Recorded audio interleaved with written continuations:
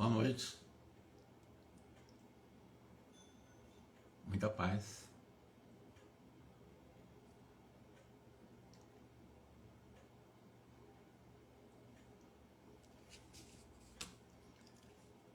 Vamos então dar sequência ao nosso estudo do livro Missionários da Luz.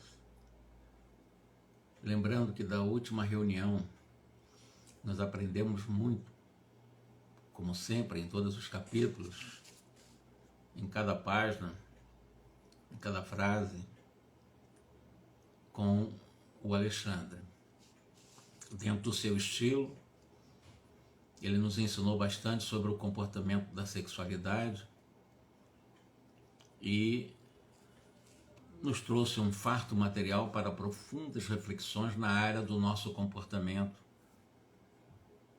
no campo emotivo, no campo afetivo, no campo da sexualidade, e de uma forma respeitosa, de uma forma inteligentíssima, sabendo que nós estamos reencarnados como um convite, como uma oportunidade extremamente importante para a nossa ascensão, a nossa depuração moral, intelectual, a fim de chegarmos à pura e eterna felicidade, como consta como uma determinação de Deus na questão 115 de O Livro dos Espíritos. André, depois de ele receber aquelas instruções, ele esperou com uma certa ansiedade um instante de retornar ao caso Segismundo, porque ele estava como um aprendiz sobre a questão da reencarnação.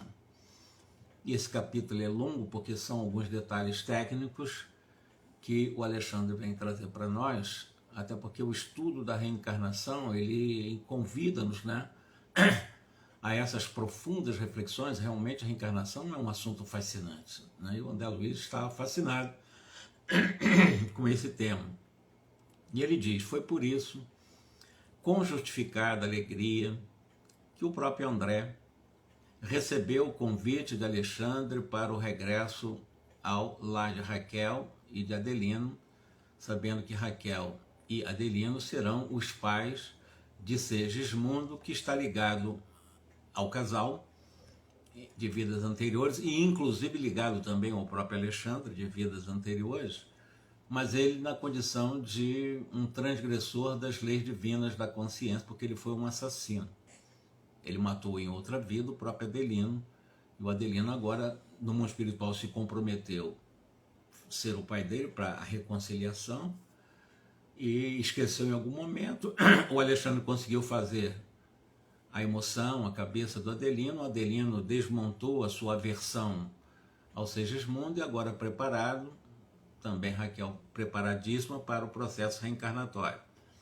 Vamos ver como é que ele conta isso daí. Alexandre alegava que era preciso visitar o casal Adelino e Raquel e o próprio Segismundo em processo reencarnacionista na véspera da primeira ligação com a matéria orgânica. Então, antes de ocorrer a ligação que se dá na concepção, a partir da formação do chamado zigoto, quando há a fusão entre o espermatozoide e o óvulo feminino, forma essas duas células, elas formam um ovo, né? E a partir daí, através de um processo chamado de cisparidade, vão se multiplicando e vão formando o corpo, né? A partir desse momento, essa matéria orgânica vai se formando. Chegados à moradia, encontramos Herculano, que é o espírito que acompanhará o Segismundo desde a concepção até a sua desencarnação. Esse Herculano é um espírito, eu poderia chamar de um protetor, um espírito protetor do Segismundo. E ele está fazendo tudo por Segismundo, considerando que Segismundo já tem uma boa ficha de trabalho espiritual no mundo espiritual. Ele errou quando encarnar, desencarnou, se arrependeu, etc., sofreu as consequências do seu crime, mas depois ele se arrependido, foi concedido a ele um trabalho em postos avançados de socorro a espíritos doentes. Ele fez isso e um extraordinário trabalho. Então o Segismundo, ele adquiriu muito crédito já no mundo espiritual.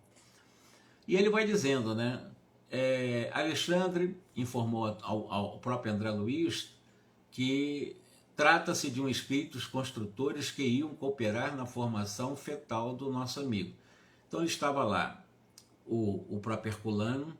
Herculano estava acompanhado, né, de outras entidades que foi informado como os construtores que iriam cooperar na formação fetal do corpo do Segismundo em o processo reencarnacionista. Como da outra vez, banhava-se o ninho doméstico na luz crepuscular, mantendo-se pequena família no mesmo ato de refeição. Adelino, porém, demonstrava diferente posição espiritual. Ele já tinha modificado em função da intercessão do próprio Alexandre. Cercava-o claro ambiente de otimismo, delicadeza e alegria. Então, já daquela vez que ele viu ele pensativo, seu primeiro filho, né, fazendo alguma pergunta se ele estava triste, disse que não estava pensando num serviço, pensando nos negócios e tal. Nessa agora não. Nessa visita ele estava cercado de um otimismo, de uma delicadeza, de uma alegria. E lá ele chegou a reclamar dizendo que tinha sonhado, estava sonhando com o inimigo que o perseguia e tal. Ele estava meio cabisbaixo mesmo. Alexandre, muito satisfeito com a nova situação, passou a examinar os mapas cromossômicos com a assistência dos construtores presentes. Então ali estavam as equipes ligadas ao processo de ordenamento e construção dos cromossomas do espírito reencarnante do Segismundo. Em vão, o André Luiz procurava compreender o que ele chama de caracteres singulares semelhantes a pequeninos arabescos francamente indecifráveis para mim. Então, André Luiz, eu não estou entendendo nada aqui. Era um médico. Mas ele estava vendo exatamente essas características, né, aqueles pequenos arabescos, arabesco é aquele desenho com contornos estilo árabe, né, bem quadradinho e tal, quadradinho para baixo, para cima, isso é o arabesco. E ele não estava entendendo nada, realmente, para ele aquele mapa era indecifrável, para André Luiz. O Alexandre acentuou, explicando para André Luiz, este não é um estudo que você possa entender por enquanto, André Luiz, embora médico que você seja. Eu estou examinando agora a geografia dos genes na estria cromossômica, a fim de certificar-me até que ponto poderemos colaborar em favor do nosso amigo Segismundo, com os recursos magnéticos para a organização das propriedades hereditárias. Muito importante essa intervenção de Alexandre, quando ele estava se propondo colaborar no processo de magnetização para manter a organização hereditária, considerando que o Adelino, em momento anterior, antes de ser trabalhado pelo próprio Alexandre, ele estava destruindo a estrutura cromossômica, ele estava destruindo a chamada bolsa seminal, né? E ele não estava sendo fértil em face da sua depressão, da sua angústia, do seu ódio, do seu medo. Ele próprio mentalmente destruía a sua capacidade de se tornar uma pessoa fértil. Então todo o material espermático dele não tinha condições de força ou vigor magnético para a reprodução de ser humano. Teve o primeiro filho, mas no segundo ele estava muito perturbado, o Adelino. Agora mais calmo, o Alexandre vendo o mapa do Segismundo, vendo o mapa cromossômico, vamos ver o que é que nós podemos fazer utilizando o recurso do magnetismo. Considerando que, nós vamos explicar isso mais adiante, talvez não hoje, porque o Segismundo, ele traz, nós podemos chamar metaforicamente de manchas energéticas na região do coração, porque foi no coração que ele assassinou o Adelino em outra vida. Então ele traz uma mancha energética que evidentemente precisa ser descongestionada, precisa ser trabalhada, e isso vai interferir no corpo físico ou em todo o sistema circulatório dele, né, em todo o aparelho circulatório dele. Então ele vai trazer um problema na área do coração. Isso está no mapa já porque ele traz, né, esse débito, digamos assim, perante o outro, o próximo, porque só quem tem o direito, né, porque quem dá a vida é Deus, quem tira a vida é Deus, ninguém tem o direito de tirar a vida de ninguém.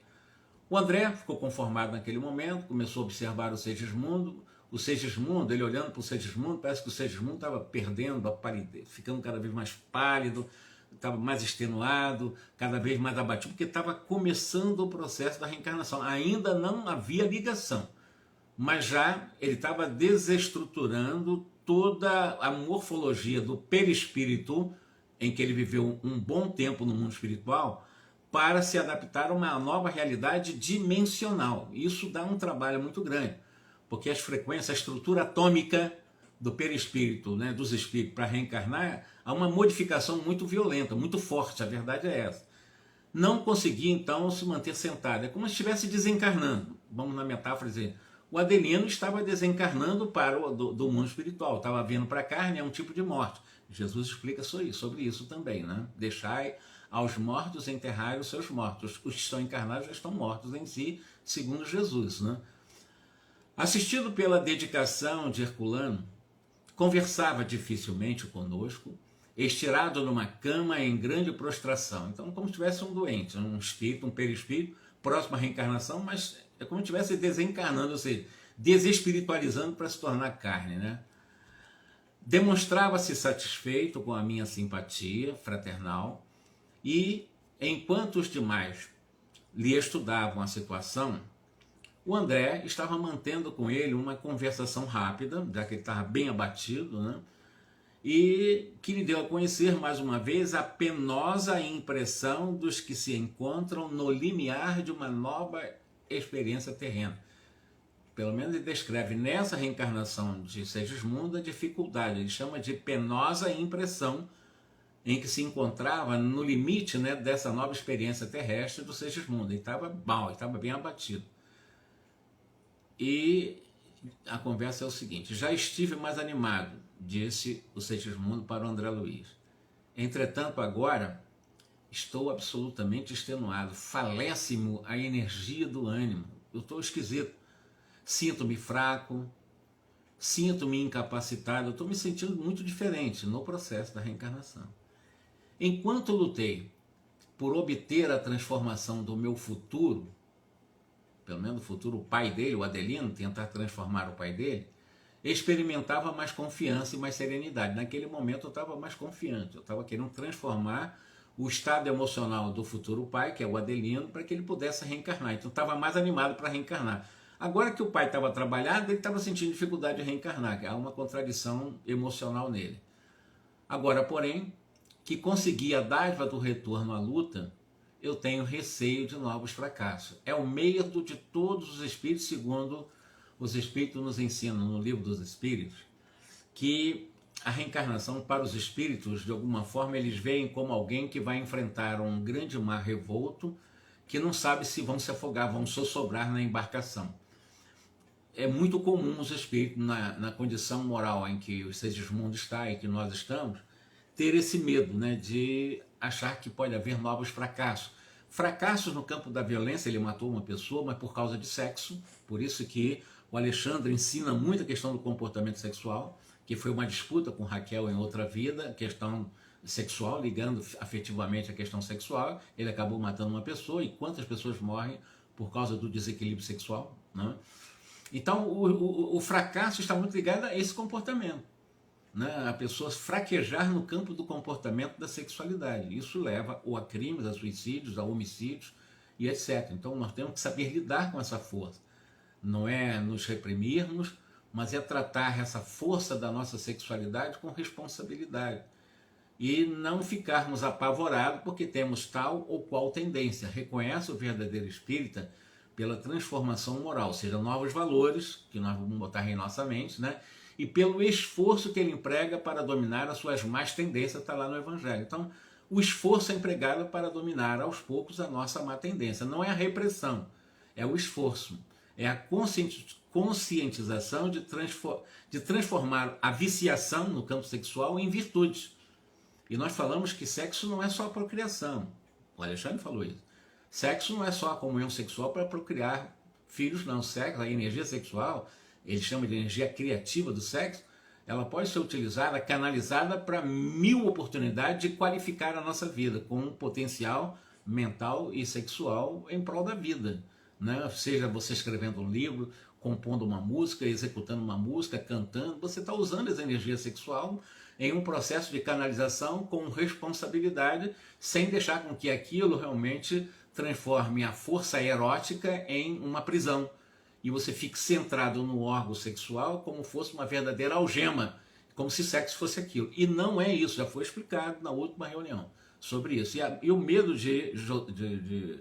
do Segismundo nesse momento, ele cair de novo também nessa área. Então, será que eu vou fracassar? Esse era, repito, quase todos, se não todos os espíritos, na nossa condição mediana de evolução, temos esse receio de fracassar de novo nessa área. Tenha calma, Segismundo, respondeu André Luiz, confortando o coração dele. A sua oportunidade de redenção é das melhores, fique tranquilo. E além disso, Segismundo, muitos companheiros segui-lo-ão de perto, colaborando em seu êxito no futuro. Então você vai ter vários amigos te ajudando. Na hora que você fraquejar, lembra dele que você se eleva de novo. Aí o Segismundo sorriu, com tranquilidade, descrito aqui por André Luiz, com uma certa dificuldade, e ele reconheceu, sim, eu reconheço que eu terei amigos me ajudando, então não preciso ter esse medo todo do fracasso.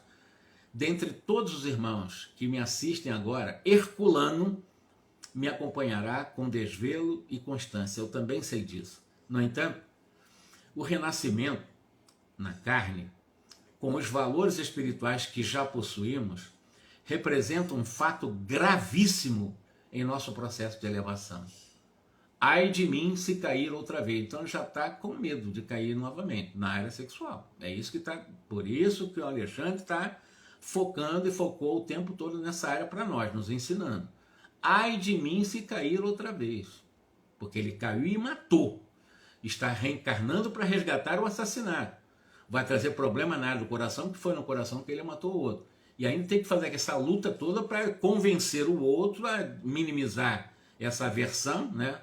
Essa animosidade, para ele poder realmente fazer com que o seu material se tornasse fértil e reproduzisse. Erigia-lhe exortação de coragem, André Luiz, de bom ânimo, quando Alexandre, dando por fim do exame da documentação, que é aquele mapa cromossômico, se aproximou de nós, do Alexandre, do André Luiz, do Segismundo, e falou-lhe com afetuosa autoridade. Segismundo, é incrível que você, nesse momento, desfaleça no momento mais importante, é o momento culminante de suas atuais realizações para o resgate do débito que você deve estar em sua consciência, essa mancha energética de um assassinato, de um homicídio. Restaure a sua fé, regenere a esperança, porque você não pode entrar na corrente material à maneira dos nossos irmãos ignorantes e infelizes, que reclamam quase de tudo, né, num processo de absoluto estado de inconsciência para penetrarem de novo no santuário maternal. Quer dizer, você tem mais preparo, você foi preparado, você está recebendo todo um apoio, todo um acompanhamento em seu processo reencarnacionista.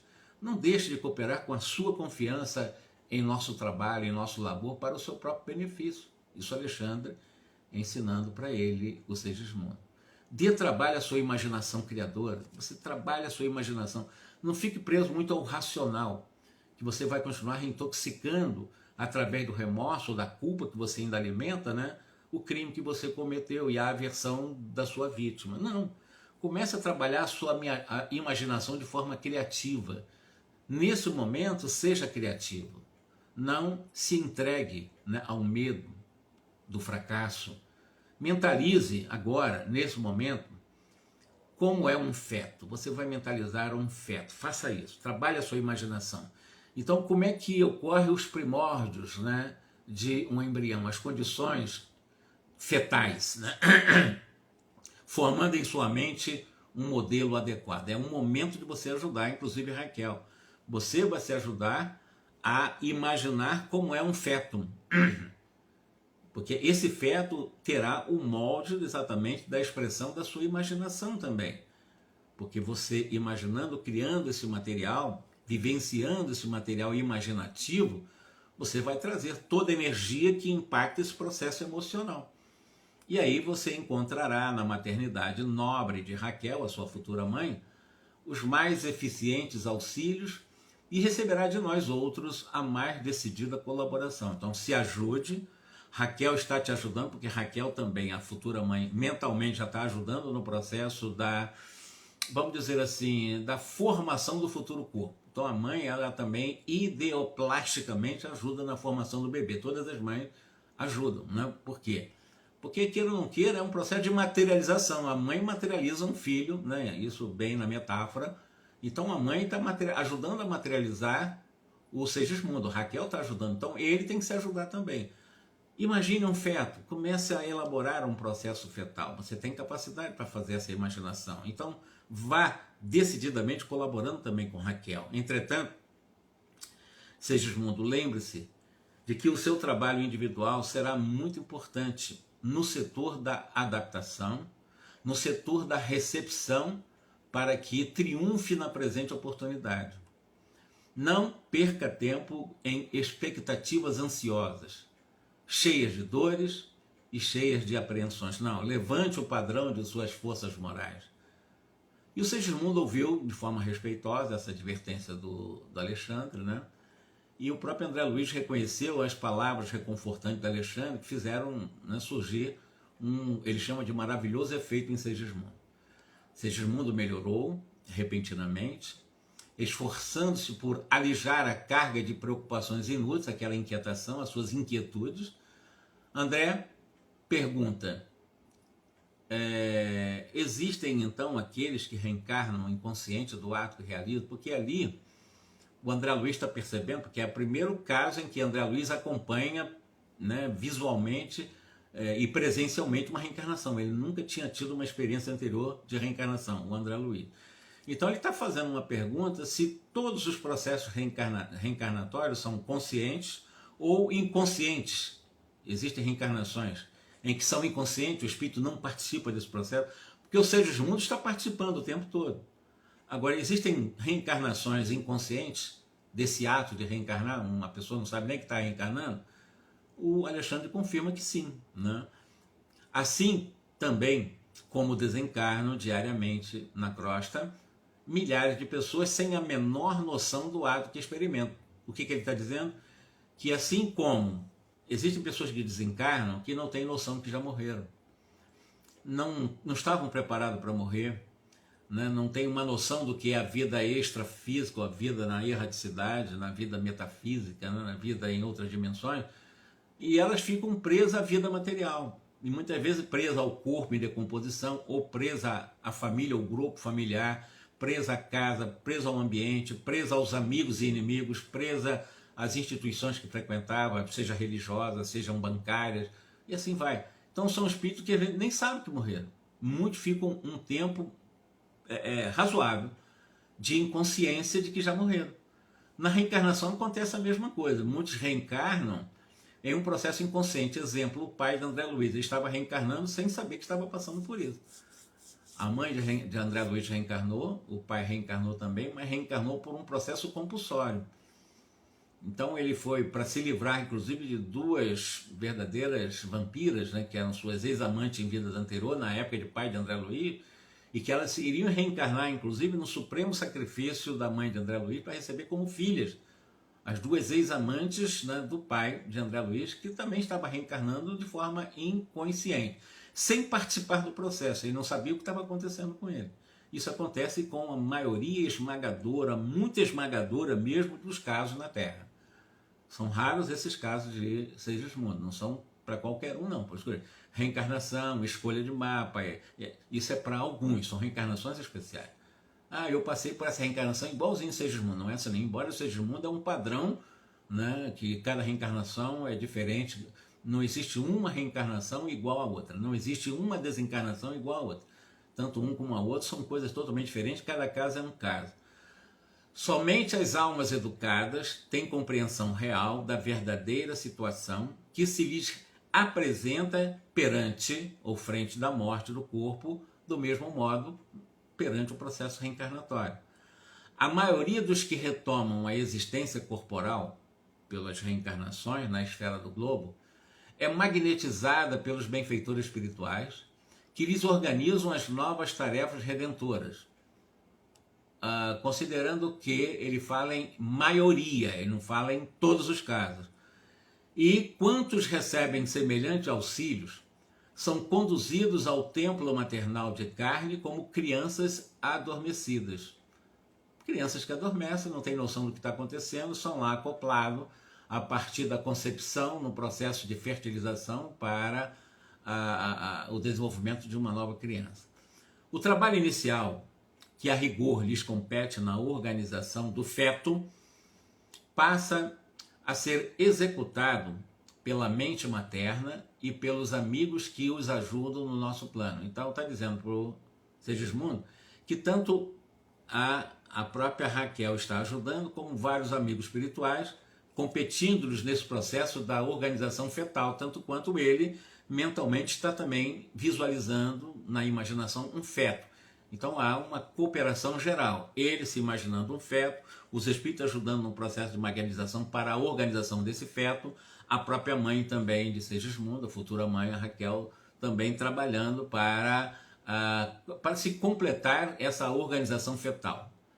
São inúmeros os que regressam na crosta da Terra nessas condições, reconduzidos por autoridades superiores de nossa esfera de ação.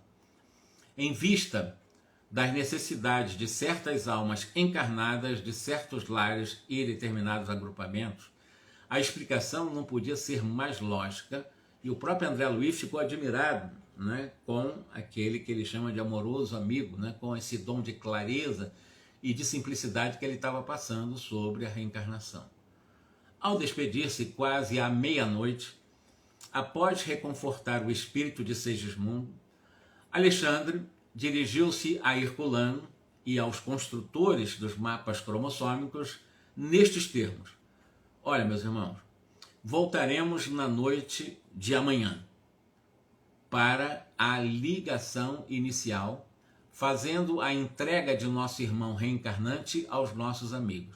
Aliás, é lindíssimo esse momento quando ele entrega, né, o Segismundo nos braços de Raquel. Nós vamos ver isso mais na frente. Mas então ele está dizendo, ó, nós vamos fazer outra coisa, vocês providenciam o que tem providenciado, e amanhã nós voltaremos, diz o Alexandre, né, para começar o processo reencarnatório definitivo, ou seja, a ligação inicial, né, para fazer a entrega a partir da ligação inicial do espírito Segismundo para sua mãe. Pois bem, um dos espíritos construtores abraçou o Alexandre comovidamente e disse para ele o seguinte: olha, Alexandre, contamos com seu concurso para a divisão da cromatina no útero materno. Então, não somente é entregar, né? Nós vamos precisar de você, Alexandre. Você é um técnico, embora não seja um especialista em reencarnação, mas nos ajudar, né, para o momento da divisão da cromatina no útero materno, considerando todo o processo de carga genética, né, para que não haja uma distorção, uma aberração no processo reencarnacionista. A experiência de Segismundo despertava em André Luiz muitas interrogações. Ele pensou, puxa vida, como é que vai acontecer isso? Como é que vai ser essa ligação? Nós podemos também imaginar aqui, será que a ligação, os espíritos vão aproveitar à noite? Porque para que haja uma ligação, evidentemente nós imaginamos que vai ser necessário haver uma comunhão sexual entre o Adelino e a Raquel. Eles vão ter que ter um relacionamento sexual para que haja exatamente, a partir da natureza, um processo para a reprodução. Então é a partir da relação sexual, claro. E se o André ficou meio, poxa, ligação inicial, nós vamos acompanhar esse processo? Coisa esquisita, né? Não é? Já foi até explicado. Como é que pode, né? Os espíritos estão programando uma reencarnação e no momento do relacionamento sexual os espíritos estão ali programando. Não é assim, vocês vão entender que não é assim. Pelo menos para os lares equilibrados, é isso que ele vai nos dizer, e é isso que eu vou explicar agora. Como seria feito o auxílio naquelas circunstâncias? Isso André Luiz, né? Estou totalmente curioso. Como é que vai acontecer isso? Não vamos acompanhar o relacionamento sexual? Raquel estaria consciente de nossa colaboração? Como interpretaria o casal as atividades do nosso plano caso viesse a conhecer a extensão de nossa tarefa? Porque o André Luiz ainda achava que no momento da relação sexual os espíritos estariam ali acompanhando, vendo. E isso o André Luiz está fazendo essas conjecturas. Como é que o casal, sabendo que nós estamos trabalhando, como é que eles vão ter sem espontaneidade, sem liberdade, né, naquele momento? E o André Luiz, como é que vai acontecer isso? E estava muito curioso. Alexandre, porém, incumbiu-se de interromper as indagações interiores do próprio André Luiz e foi acrescentando o seguinte: André, em caso dessa natureza, a nossa intervenção desenvolve-se com a mesma santidade que caracteriza o concurso de um médico responsável e honesto ao praticar a intervenção no parto comum. Porque quando acontece o parto, né, ali existem vários médicos, né?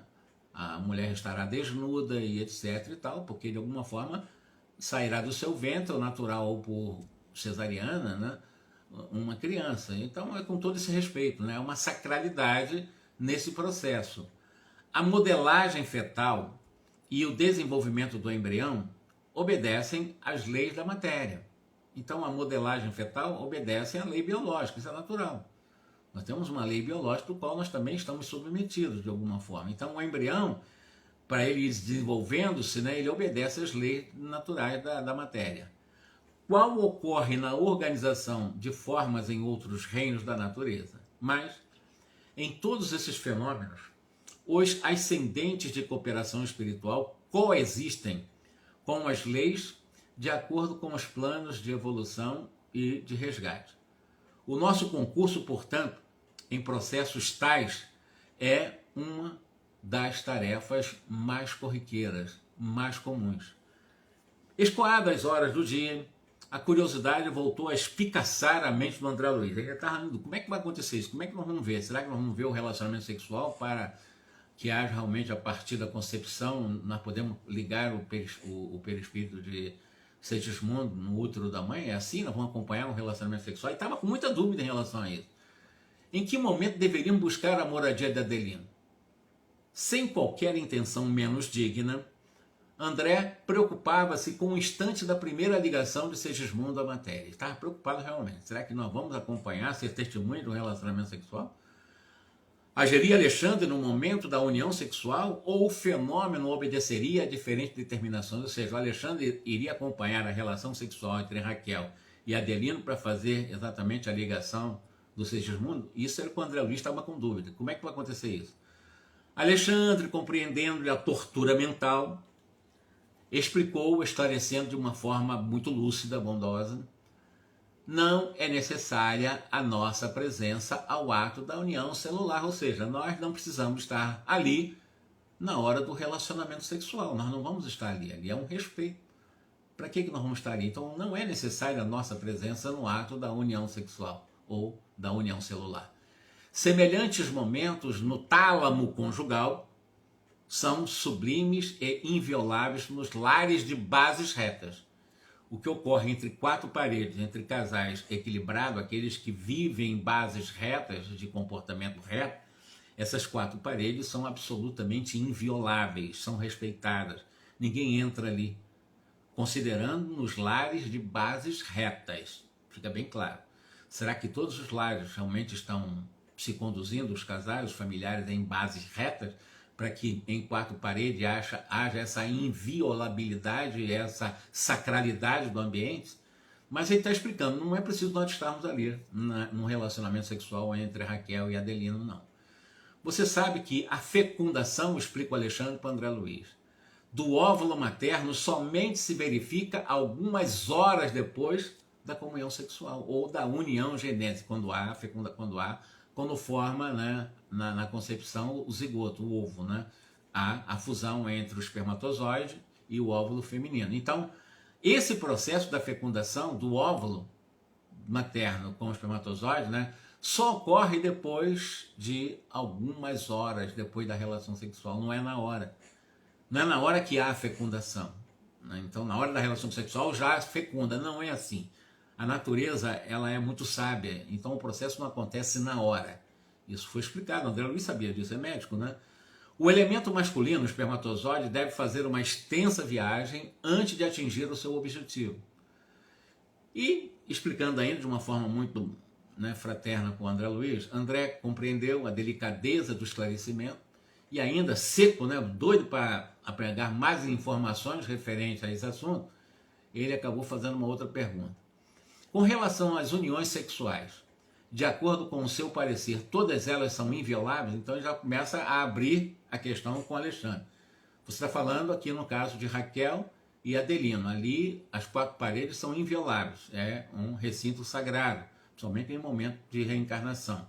Agora, será que todos os casos são assim? Todos em relação a essas reuniões ou uniões sexuais, de acordo com esse parecer? Todas elas são assim? Não. Então a resposta é meio seca. Não, não são assim. Você não deve esquecer que eu aludi a lares em bases retas. A inviolabilidade ou a sacralidade, né? O respeito às quatro paredes quando um casal mantém a sua comunhão sexual é só para famílias que têm ou vivem em bases retas. Isso quem está respondendo é o Alexandre. Considerando essa realidade, todos os encarnados que edificam o ninho conjugal sobre a retidão conquistam a presença de testemunhas respeitosas que lhes garantem a privacidade dos atos íntimos. Ou seja, quando o casal encarnado, né, conseguem edificar através da família esse ninho conjugal equilibrado pela retidão de comportamento, eles conquistam a presença de protetores, espíritos protetores, que protejam o ambiente para que seja inviolável. Nenhum espírito, né, aventureiro, né, obsessor vai entrar ali não. Então há até uma proteção espiritual em que aquelas quatro paredes são invioláveis, protegidas inclusive por fora por espíritos superiores. É isso que ele está dizendo, para garantir a privacidade desses momentos mais íntimos, né, desses atos mais íntimos, consolidando-lhes as fronteiras vibratórias e defendendo-as contra as forças menos dignas. Então os espíritos protetores defendem as fronteiras próximas do lar para que não haja exatamente uma invasão das forças menos dignas de espíritos ligados ao desequilíbrio sexual. É isso que ele está dizendo. Tomando por base de seus trabalhos os pensamentos elevados que encontram no ambiente doméstico dos amigos, não ocorre o mesmo, entretanto, naquelas residências, naquelas famílias, naquelas moradias, cujos proprietários escolhem baixas testemunhas espirituais, buscando-as em zonas inferiores. Isso equivale a estar afirmando que essa proteção não existe em casais que vivem exatamente buscando o prazer pelo prazer nas zonas baixas inferiores da própria sexualidade. A esposa infiel, por exemplo, aos princípios nobres da vida em comum, e o esposo que põe a sua casa em ligação com o meretrício, não devem esperar que seus atos afetivos entre quatro paredes em seu lar permaneçam coroados de veneração e santidade, até porque o comportamento não justifica essa veneração, essa santificação do ambiente, porque eles já não vivem essa santificação no dia a dia, né? Vivem no meretrício, né? Como ela fala, ligações do meretrícios, né? Ou na infidelidade, enfim.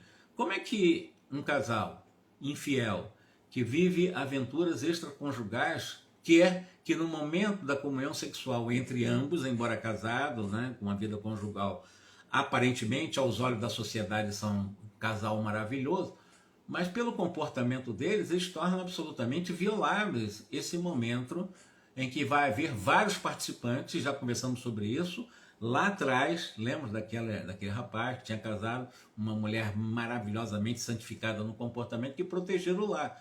Porque por ele mesmo levava todos os obsessores para dentro de casa, né? Que ele saiu de um grupo mediúnico, mas os obsessores não entravam porque existiam esses espíritos que protegiam o tálamo conjugal, né? Porque ela, a esposa dele, era digna, orava bastante, protegeu o lar, então havia a inviolabilidade exatamente no tálamo conjugal, no quarto, ou seja, entre as quatro paredes, ali naquele caso. Agora, no caso diferente, em que o casal é desequilibrado, não há essa proteção.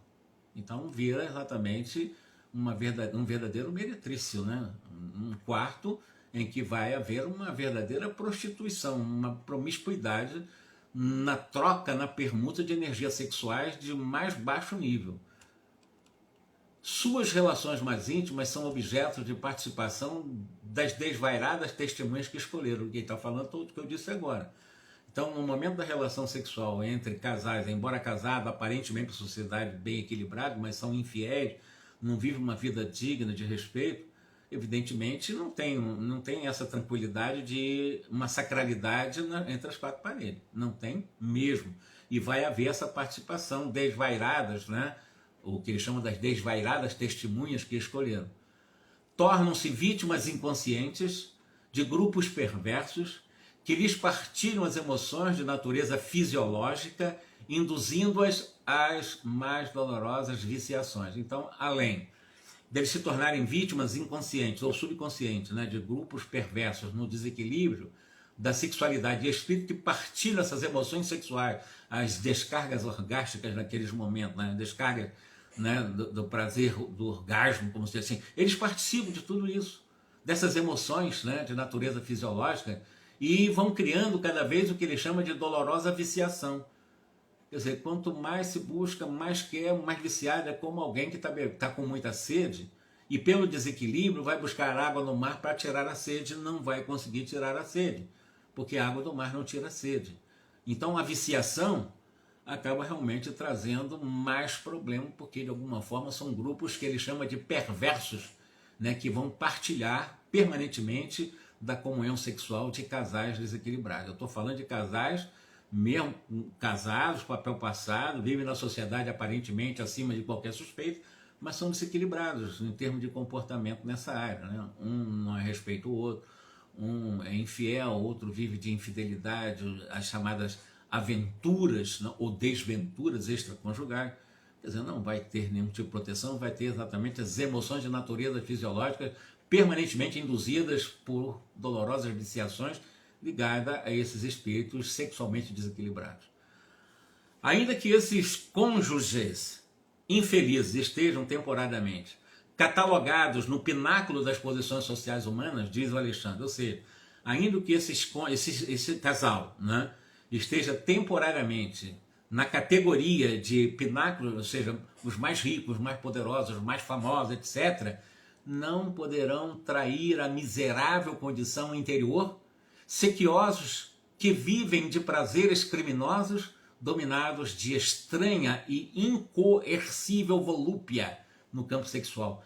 Quando fala incoercível, é uma força quase que irresistível, uma volúpia de querer buscar o prazer pelo prazer o tempo todo, embora, como ele diz com todas as palavras aqui, embora sejam catalogados no pináculo, no cimo, no cume, na parte mais elevada das posições sociais humanas. Professores, médicos, psicólogos, esse povo todo aí que está no pináculo das chamadas estamentos da sociedade, né, nas estruturas da sociedade, mais lá em cima, os mais poderosos, etc., desequilibrados. Então são pessoas que de alguma forma estão traindo, né, essas condições interiores, né, porque vivem pelo prazer, o prazer pelo prazer, são prazeres bastante criminosos para elas mesmas, né, dominadas por essa estranha e incoercível volúpia, ou seja, por essa quase que incontida, quase que irresistível volúpia sexual.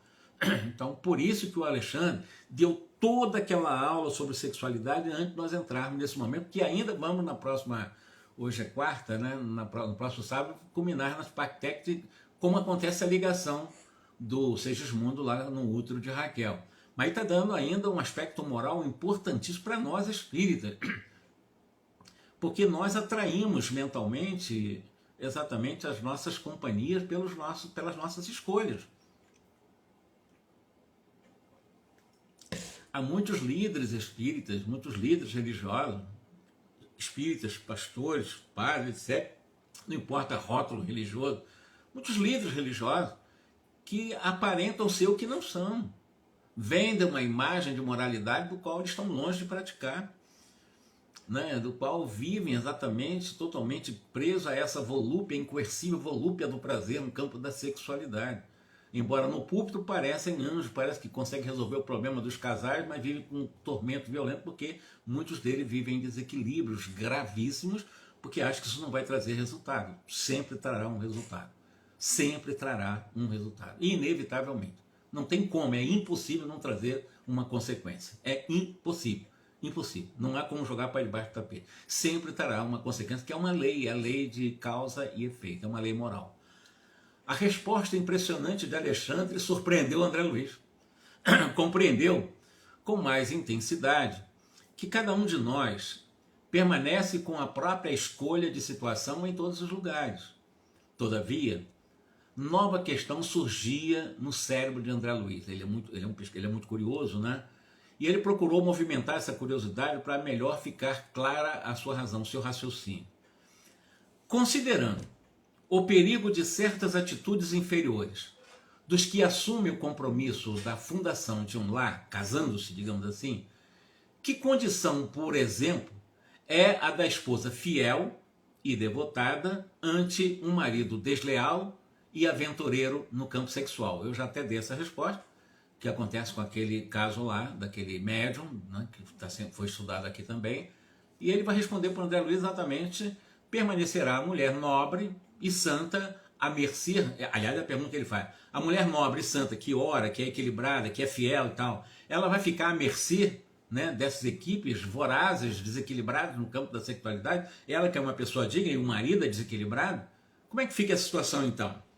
Essas testemunhas, né, exatamente desses espíritos que o homem desequilibrado escolheu no campo da sexualidade.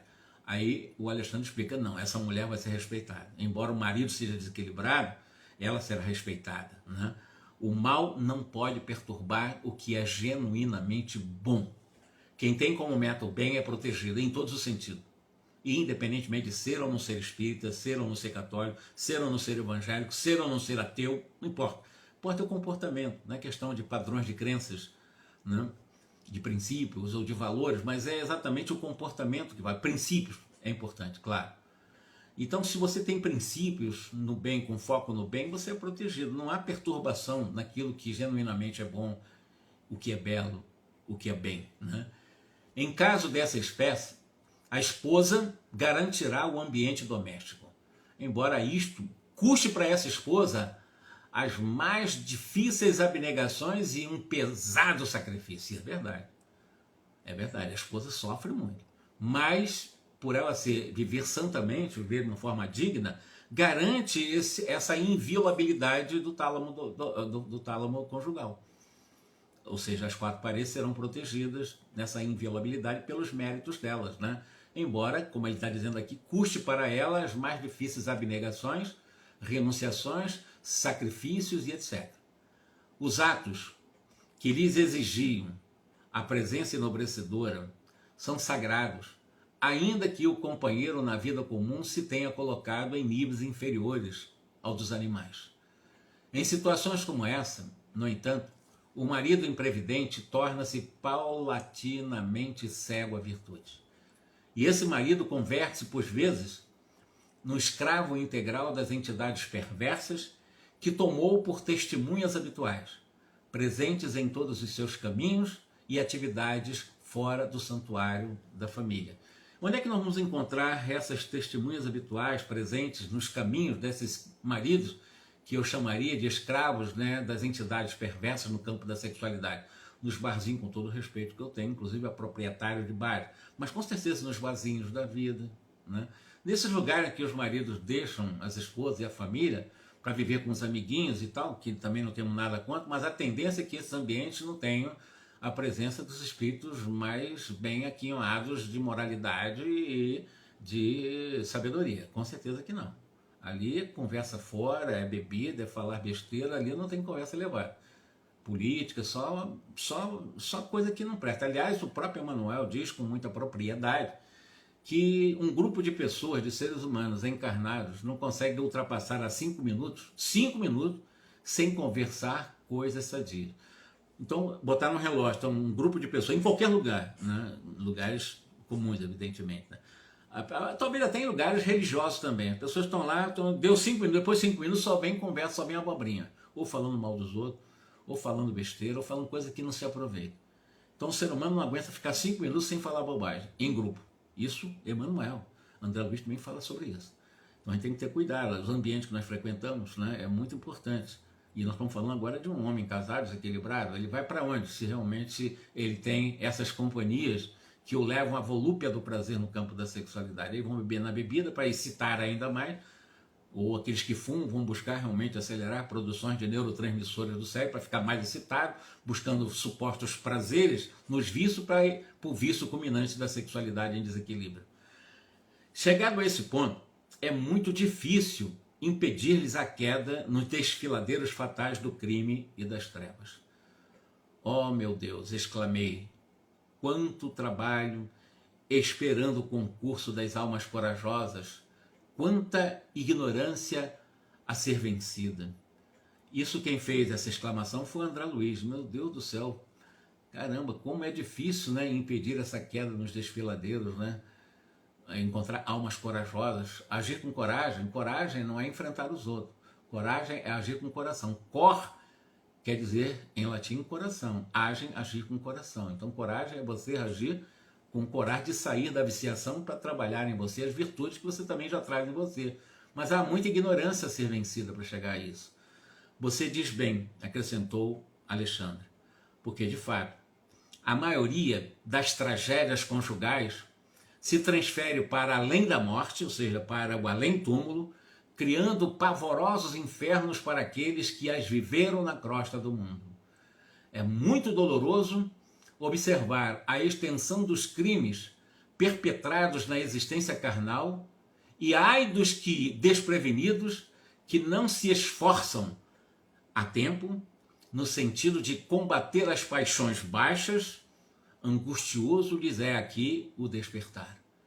André Luiz ficou calado, Alexandre, pensativo também, entrou em silêncio profundo, dando-me a entender, segundo André Luiz, suas admiráveis faculdades de concentração.